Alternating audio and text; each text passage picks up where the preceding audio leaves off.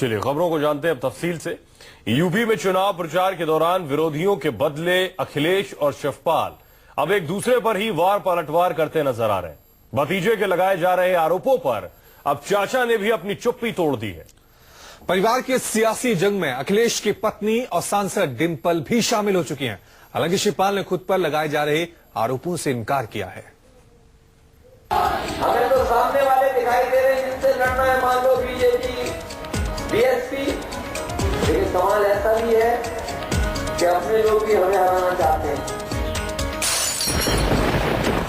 एक पार्टी, एक परिवार, लेकिन चुनाव प्रचार के मैदान में एक दूसरे के खिलाफ विरोधी सुर।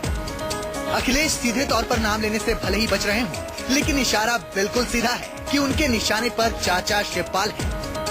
जिन पे ज्यादा भरोसा किया उन्होंने हमें और नेताजी को ही लड़ा दिया। बताओ, सोचो हमारे साथ अगर विधायक न होते, सोचो आप लोग न होते हमारे साथ, और पार्टी के लोगों ने अगर सहयोग न किया होता, तो बताओ कौन सा राजनीति का रास्ता ढूंढता मैं। इन लोगों ने साजिश की, षड्यंत्र किया, और जब षड्यंत्र का पर्दाफाश हो गया तो क्या बताते हैं कि हमें विरासत में कुछ नहीं मिला। अब भतीजे का इतना बड़ा आरोप हो तो चाचा आखिर कब तक खामोश रहते। शिवपाल ने भी चुप्पी तोड़ ही दी और उसी इटावा में आरोपों का जवाब दिया जहां से अखिलेश ने वार किया था। साजिश कितनी भी होती रहे हमें चिंता नहीं। हमारे साथ मैं इतना ही कह देना चाहता हूं, मैंने किसी के साथ आज तक साजिश की नहीं।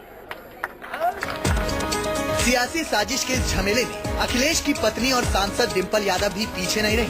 वो भी ये जताने से नहीं चूकी कि उनके पति को तो सियासी तौर पर किनारे लगाने की पूरी तैयारी थी, लेकिन ये मंशा धरी की धरी रह गई। ऐसी साजिश जिसने खाली चाबी और भाभी आपके भैया के पास, भला ऐसा हो सकता था? साइकिल कैसे मिली? साइकिल कैसे मिली हमें? आज मैं इसका आपको जवाब देती हूँ।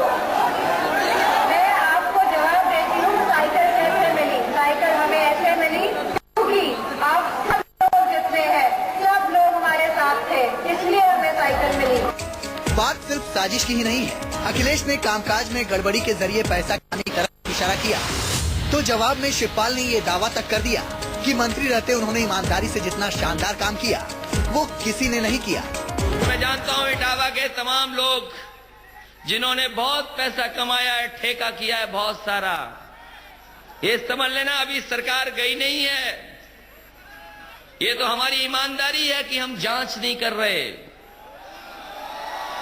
ये हमारी ईमानदारी है कि हिसाब किताब नहीं ले रहे।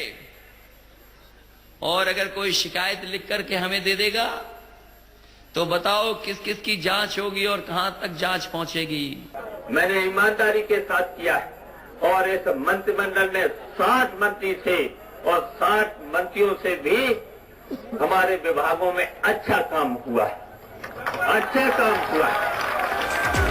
चाचा भतीजे के बीच ये कड़वाहट आने वाले समय में दोनों के रास्ते अलग होने का साफ संकेत दे रही है। शिवपाल तो नई पार्टी बनाने की बात भी कह चुके हैं।